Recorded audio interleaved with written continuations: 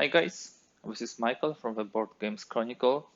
I have today for you the first look at Inferno, fresh from the box which I received just yesterday, one of the first appearances in Europe of this game, and recently published and then dispatched by GMT Games.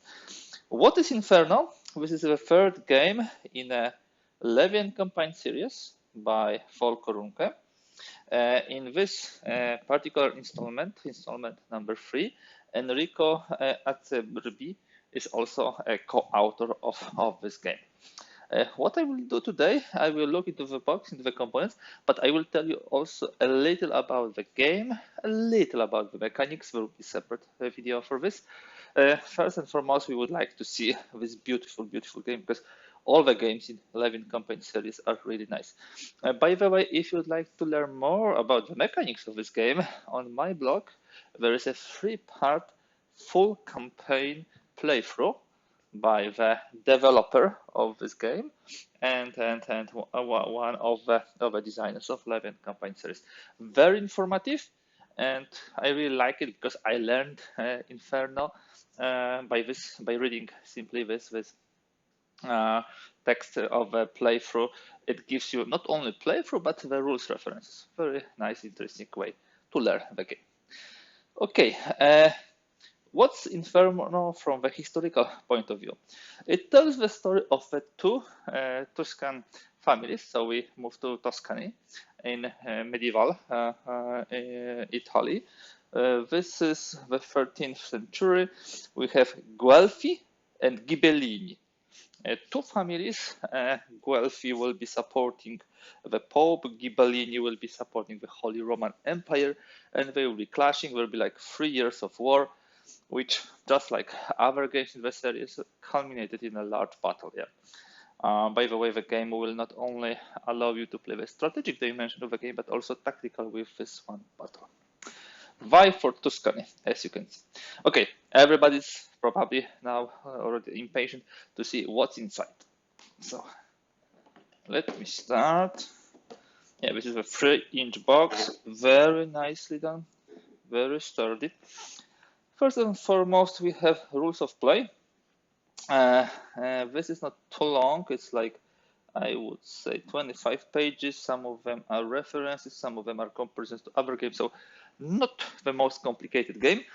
And usually when I was playing Levy campaign, the sooner I started to put actual pieces on the map, the quicker I learned. So here are the rules of play, and I would like to draw your attention immediately to the first 2 pages.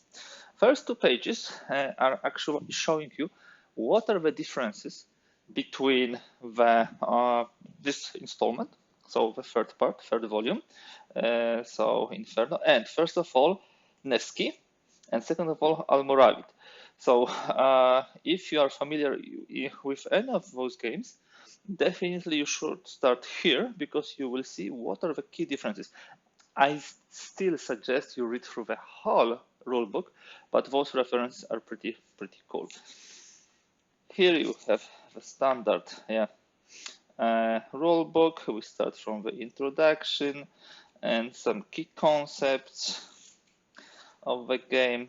Of course, we have a Levy fate described. It will be here. Here we have setup and calendar. The Levy phase, it's pretty similar to other Levy campaign phase. Nicely described. By the way, it's a really nice quality rulebook, glossy, colorful. Really like it. We go through the campaign. During the campaign, we would have all those actions like Siege, Storm, Sully.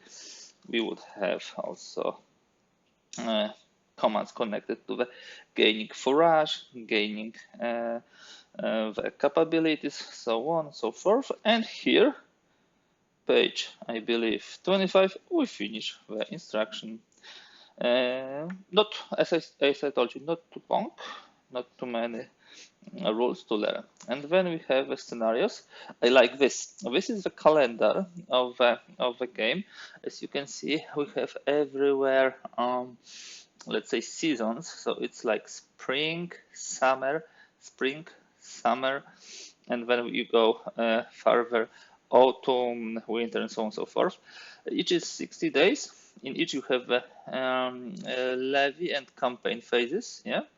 And you have also victory markers which show you how many points you have.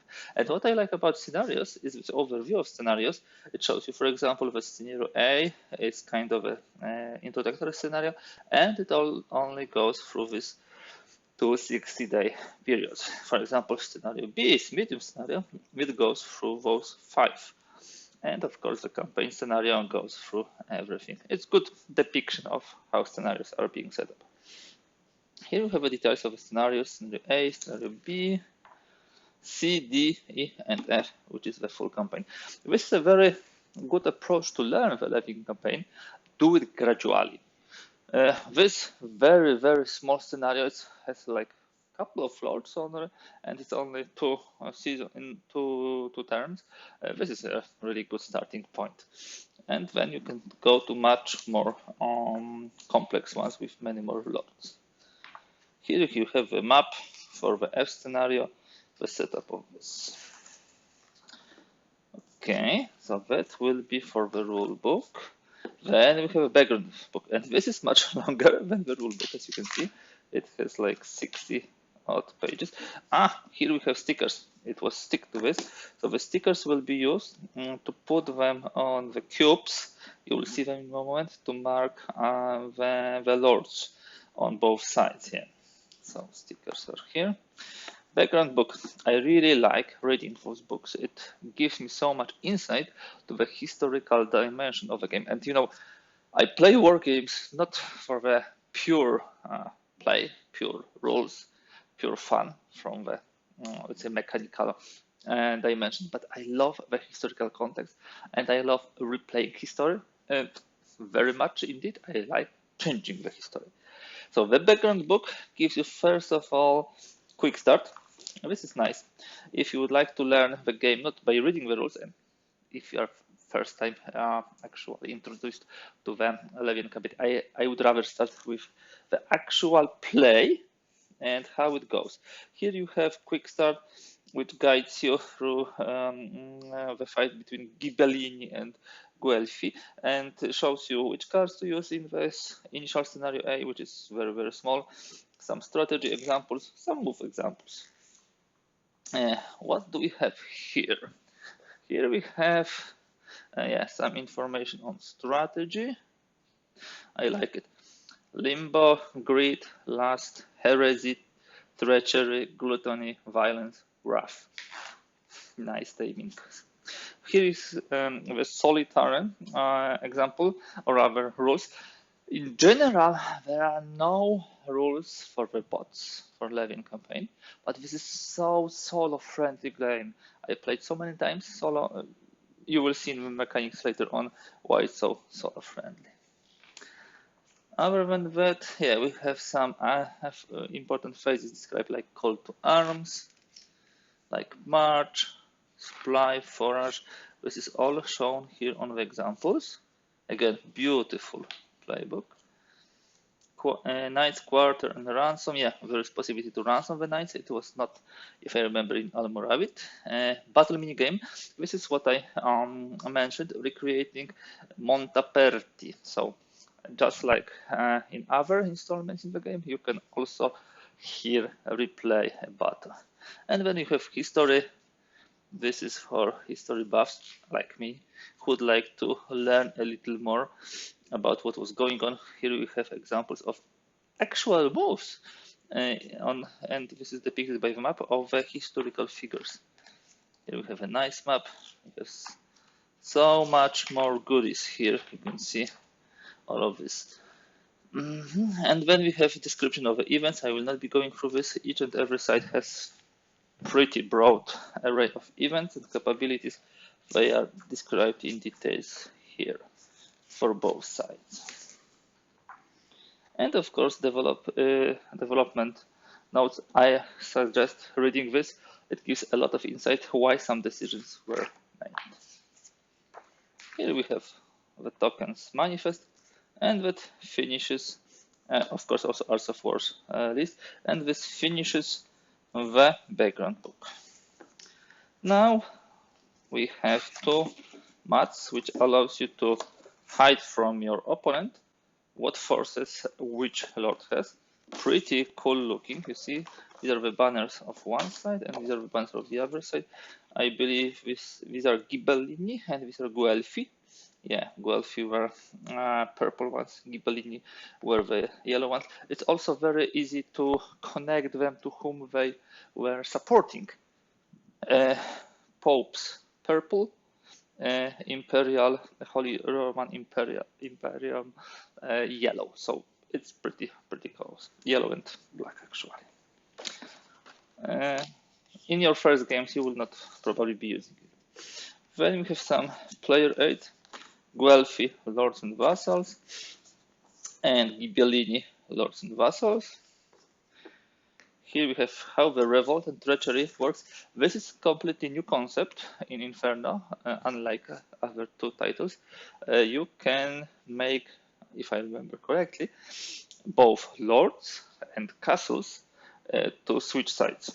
And you have, for example, the map here, revolt against Guelfi and revolt against Ghibellini. Sorry guys, I'm using the Italian pronunciation of this. It's easier for me than using the English pronunciation for those families. Yeah, and you do some rolls and you check how it changes. I will not be going into the details here. Here is the key player aid for both sides, very similar to what you have in previous games. You have all actions you can take during the campaign: March, Siege, Storm, Sally, Support, Forage, Ravage, Sail, new thing, Tax, Pass, Treachery, also a new thing. Here you would have the units, all beautiful, colorful units, how they strike, what protection they have, and some notes. We'll have three types of strongholds: city, town, and castle, and depending on the stronghold you would have different garrisons and different spoils. Here we have a battle and storm resolution, similar to what have in other installments in the campaign. I would need to double check for the details, but I believe nothing significant was changed here. So sequence of play here, the Levy phase, the campaign phase, small boxes showing the most important rules references, and so on and so forth. Now we have the tokens. This is not very token intense game. You have victor tokens, ravage, bypass, feed, some main tokens. On the other side you have, these are Guelfi and these are Ghibellini, yes, tokens mainly. Here you would have vassals and lords. So this would be lords in the dark purple, this would be vassals, again this would be lords, and this would be vassals. Siege, walls, pretty similar tokens as in other installments of this series. Yeah, nice. And you have, of course, all this, how to say, supplies. So coin, provender. You have also the logistic part, cards. There are also only cards. There are no mules here. You have loot, and you have also possibility to sell some ships. And as you can see, you have some two special cases here. Most probably, just like in other games, like in Almoravid, you have cathedrals and bishops. You would have something additional here. Now, most importantly, the map. I like the maps. I like the maps in this series. They are so beautiful. On the other hand, they are pretty small and compact. So let me just check the camera, if you can see it nicely. More or less, you should be able to see majority of the map. Now let me tell you a story. What do we see on this map? This is the line which I believe divides the terrain of Guelfi. So the purple ones, so the ones who are supporting the Pope, with capital in Firenze, Florence. And here to the south of it you have the Ghibellini, with the main city, the capital in Siena. As you can see, in Pisa you can use the ships. This will be something new. You see the roads, you see the tracks, you see these are the cities, yeah, the large cities, you have towns, and you have also castles. Here you would be able to keep the captured noble knights. So you don't kill the lords, you can capture them and ransom them. Yes, here we have a description of locales. Here it is. And at the top, of course, we would have a calendar, spring, summer, autumn, winter, spring again. We need to fit 3 years here, so as you can see, autumn and winter are only one season, spring and summer are 2 seasons each, and of course you use different number of cards in each of seasons. Spring is 7, summer 6, autumn 7, winter only 4. And there will be, I would need to check, but usually there were some special actions between seasons, like here, yeah, you remove ravage, half of it, between autumn and winter, and there should be some additional stuff. I like the graphics, really, how it makes all of this stuff really, really thematic. Okay, so that will be map. And now we have mortise. First of all, I will show you the die. I like this, but in every game you always have 6 die, and they correspond with color and to the size. So Guelfi, Ghibellini. Let me put them here. Then we would have the Lord's mats. Oh yeah. Here are the Ghibellini, the yellow ones, and it's not only Lords, there are some additional forces also used in this game. I believe Commune and Podesta. Podesta, I have it right. So I will not be describing in details today, enough to say that you have some special cases here. And you have Ghibellini, also the Lords, Podesta, Lords. You should have also Commune, yes, here Firenze. And here is the battle minimap if you would like to use it.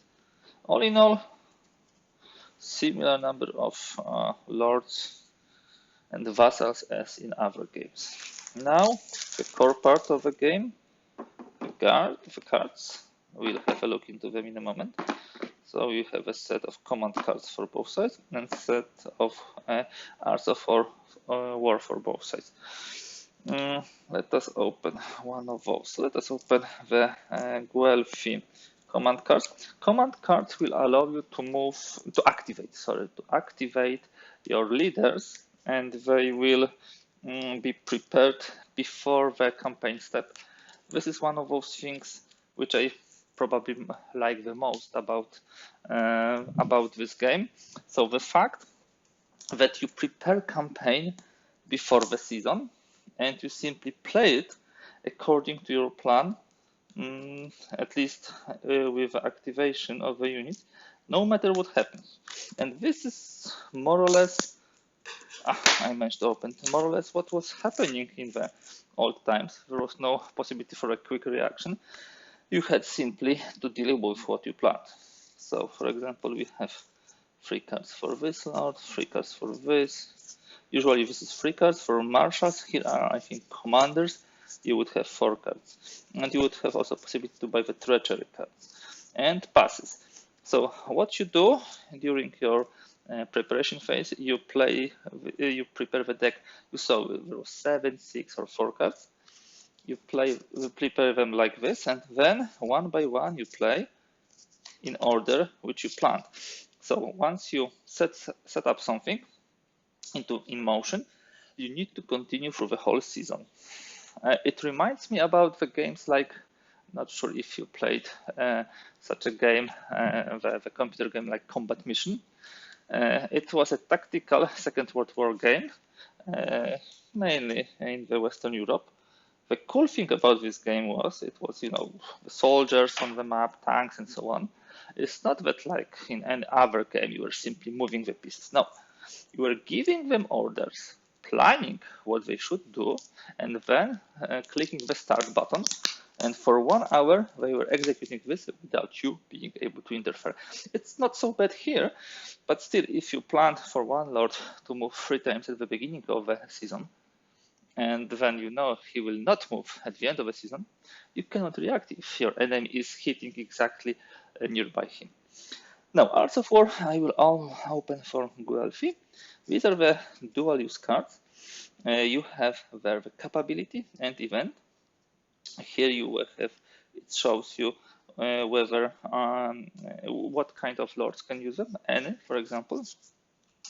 And we can have here a lot of very interesting things can happen. Capabilities, if I remember, were at the bottom. Events were at the top. You better know them because this game allows you, when getting the capability, to look through all of them and choose whatever you would like to take. An unorthodox approach, you may say, but I think a very cool one. One more thing, the tokens. We'll not be going through them. We'll show you probably in the playthrough more, and that's represents the horses, the men-at-arms, the knights, and so on. All in all, that's everything for today, guys. That's Inferno. Can't wait to bring this to the table. Can't wait to really play it. So hopefully soon I will share my first impressions. Thank you for today. Please subscribe, give your comments, and like. Bye.